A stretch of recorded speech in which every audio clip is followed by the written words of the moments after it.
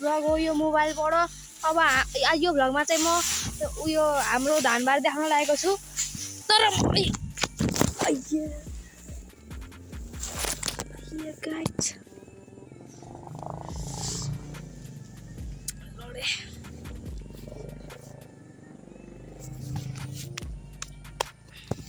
केही हुँदैन गाइज। अब चाहिँ म आफ्नो धानबारीतिर लाँदैछु तपाईँहरूलाई। घरि आइपुग्यौँ। यहाँ चाहिँ एउटा सानो पैनी छ। यहाँ धानबारी यता सबैजना धान काटिसकेर धान उठाउँदै हुनुहुन्छ। धान उठाउँदै हुन्छ सबैजना। गाइस अब हामी जाँदैछौँ भित्रबाट। ट्युटोरियल यताबाट मलाई मिल्छ।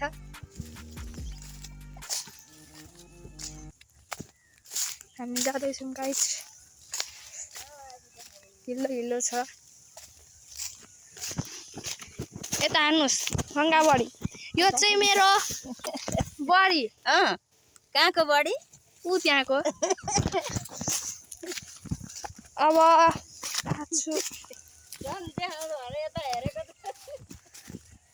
यो चाहिँ हाम्रो आमा। आमाले बाँझे काम हुनुहुन्छ। गर्ने, छोरो मोबाइल फोटो खिची हिँड्ने, यस्तै छ है नानी। यो चाहिँ मेरो मम्मी। के गर्नु भएको? मिम गर्दै हुन्छ। निम सर्दै हुनुहुन्छ। दादा हो। बिटा बोक्दै हुनुहुन्छ। बिटा बोक्नुहोस् त दादा। फेरि मास्क लगाउनु भयो। उता ट्युटोरियल दिँदै हुनुहुन्छ। आमामा बाहुबली। गल्ली गल्ली तेरा हो जल्दी। हा हा बोकेर जाँदै हुनुहुन्छ। बोकेर। म पनि आउँदैछु पछाडि। थोरै केही भन्न चाहनुहुन्छ अरे हाम्रो के हो? किसान भएर धेरै दुःख छ। सानै छ खेत, सानै छ बारी, सानै छ जहान। वाह वाह। गरी काम पुग्दैन खान साँझ र बिहान। वाह वाह वाह। हाम्रो सरकारले हामीलाई दुःख पनि देखेन। केही हाम्रो दुःख बुझेर केही हाम्रो किसानवालालाई केही सुविधा पनि दिएन। यसमा साह्रै दुःख लागेको छ। सानै छ खेत तर खान पुग्दैन। छोरा परदेशी भए बुढाबुढीलाई हेरचाह गर्न पाउँदैनन्। त्यसै भएर साह्रै दुःखी छौँ हामी बुढाबुढी। गइसक्नु भयो। अघि अर्को बिटा बोक्दा आमाले मलाई बोलाएर केही 2-4 शब्द बोल्नुभयो आमाले आफ्नो दिमागबाट। तर अब म फेरि त्यही स्टाइलमा आइसकेँ म। अब अर्को बिटा बोकेर जाँदै हुनुहुन्छ हाम्रो दादा। यस्तो आवाज आउँछ। यो चाहिँ हाम्रो बुवा हो। कसले भनेको? मैले। को छ त्यहाँ? कोही पनि छैन। अनि भ्लग बनाएको। जियो डाका। बुवा धेरै मेहनती हुनुहुन्छ। अब हामी फेरि जाँदैछौँ दादासँग।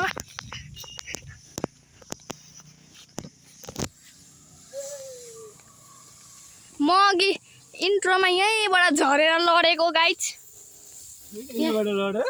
यहाँ माथिबाट म झरेको सिधा ऊ त्यहाँ पर। अब हामी जान्छौँ फेरि खेतमा। यसलाई हाम्रो थोरै बाख्राहरूको इन्ट्रोडक्सन दिन चाहन्छु। यो चाहिँ हाम्रो बाख्राहरू हुन्। यो हाम्रो एउटा बाख्रा हो। अब यो चाहिँ अर्को बाख्रा हो। अनि यो अर्को हो। अनि यो अर्को हो। यिनीहरू के गर्छन् भन्नु? घाँस खान्छन्, बस्छन्। यति मात्र हो काम यिनीहरूको। इन्ट्रोडक्सन दिएपछि त अब गाईहरूको त कुरा गरिनु पर्यो। यो चाहिँ हाम्रो सबभन्दा मेन पुरानो गाई हो यो चाहिँ। अनि यो पनि हाम्रो पुरानै गाई हो यो। अब हाम्रो अर्को गाईको बच्चा। यहाँ छ गाईको बच्चा। अब यिनीहरूलाई खाना कहाँबाट मिल्छ? बुवाले यिनीहरूको लागि खाना पकाउनुहुन्छ जहिले। यहाँ हेर्न सक्नुहुन्छ आगोमा यस्तो ऊ त्यहाँ हाल्नुहुन्छ। उता कालो कालो भाँडामा खाना पकाउनुहुन्छ। अब हामी फेरि खेततिर जाउँ। कति बिटा बोकेर आइसक्नु भयो। अब हामी जाँदैछौँ खेतमा फेरि। जानुभन्दा अगाडि तपाईँहरूलाई यो हाम्रो जङ्गल हो सानो आफ्नै। आफै हामीले सबै कुरा रोपेको लिची बारी सुपारी बारी। अनि यहाँ चाहिँ पहिला इमलीको बोट पनि थियो, इमलीको बोटलाई काट्नु भयो आगोको जरुरत परेर। तर यहाँ छन् होला 6-7वटा लिचीको बोट अनि 10-15वटा सुपारीको बोट। यो चाहिँ हाम्रो सुपारीको बोट हो, पातलो छ माथिसम्म। अनि यो चाहिँ हाम्रो लिचीको बोट हो यो। अब यो चाहिँ हामी सब्जी बनाएर खान्छौँ कहिलेकाहीँ यो, तर यो सब्जी होइन अर्कै पाराको हुन्छ यस्तै। यो चाहिँ हाम्रो केराको बोट। धेरै केराको बोटहरू छन्, धेरै प्रकारको यहाँ रुख बिरुवाहरू छ, हेर्न सक्नुहुन्छ गाइज। अब हाम्रो दादा फेरि बिरुवा त धान राखेर आइसक्नुभयो यतातिर, जाँदै हुन्छ खेततिर मसँगै। अब हामी खेतमा आइपुग्न लाग्यौँ। यतापट्टि पनि हाम्रै बारी हो यो। यो चाहिँ हाम्रो एउटा फुल, ओ भाइ साहब फुल फुल। अब तपाईँलाई म पुरा टुर दिन्छु, यहाँदेखि त्यहाँसम्म सबै हाम्रो हो, यहाँदेखि त्यहाँसम्म सबै नै हाम्रै हो। त मम्मीसम्मको, मम्मीभन्दा अलिकति उतासम्मको। अनि हामी जाँदैछौँ अझै जाँदैछौँ गाइज। यो पनि हाम्रै हो, तर यहाँ काटेर उठाएको छैन अहिले, यता आइपुगेको छैनौँ। उता हुनुहुन्छ तर यता बिस्तारै आइपुग्नुहुन्छ। अनि यता यिनीहरूलाई बाँध्ने अनि फेरि उता लाने। अनि त मुनिको छ नि, मुनिको यो उतापट्टिको त्यो पनि उठाउनै बाँकी छ। यहाँ पनि रुखहरूको कमी छैन, किनकि हाम्रो बुवा धेरै रुखप्रति र जनावरप्रति धेरै माया गर्नुहुन्छ। त्यही भएर तपाईँहरूले देख्न सक्नु भइसक्यो यहाँ हाम्रो के हो बोट हो। किम्बुको यति धेरै बोट छ, किम्बुको सिजनमा त किम्बु नै किम्बु, किम्बु नै किम्बु, किम्बु नै किम्बु। मैले सबै खेतबारी जनावर जङ्गलहरू सबैको टुर दिइसकेँ।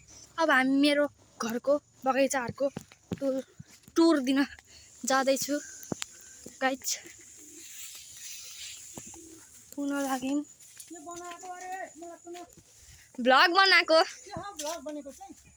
भनेको जे गर्छौँ त्यही देखाउने क्या। मेसिन हो, घाँस काट्ने मेसिन। यहाँबाट खाना उतापट्टि जान्छ अनि खानामा के इन्ग्रिडियन्ट्सहरू मिक्स गर्नुहुन्छ। हाम्रो बुवा फेरि परेवाहरूको लागि पनि धेरै इन्ट्रेस्टेड हुनुहुन्छ। परेवाको लागि यो पानी खाने, उता खोले पकाउँदै हुनुहुन्छ गाई बाख्राहरूको लागि। अनि यो लिचीको बोट, धेरैवटा परेवा छन्। अनि यो चाहिँ परेवाहरूको घर। हामी जाँदैछौँ अब अगाडिपट्टि। अगाडिपट्टि चाहिँ फेरि हाम्रो सिधा आउँछ तुलसीको बोट। बुवा पूजा गर्नुहुन्छ, त्यही भएर हामीलाई थोरै जरुरत पर्छ क्या। अनि पूजामा त यिनीहरू पनि जरुरत परि नै हाल्छ।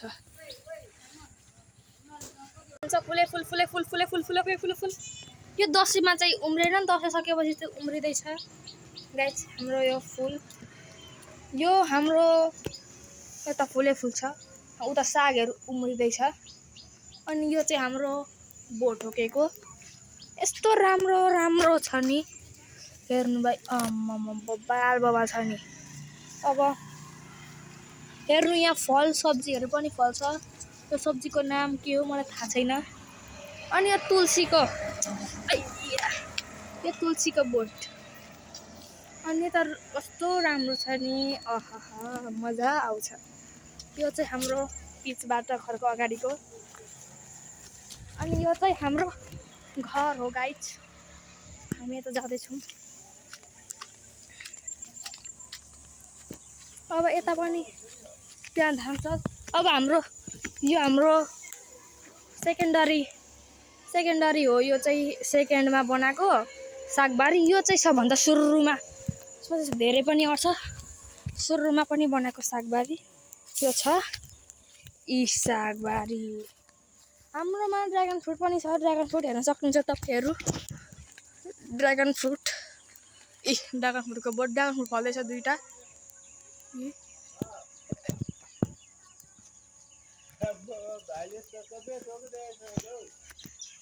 अनि यसको डन्ठी हरियो हरियो छ नि, यसको खान मिल्दैन। अनि झन् यसको छ नि, यसको यो अलिक पर्पल पर्पल छ नि यस्तो त्यसको चाहिँ सब्जी पकाएर खान मिल्छ। समाप्त हुन्छ। हस्त अब अर्को भ्लगमा भेटौँला।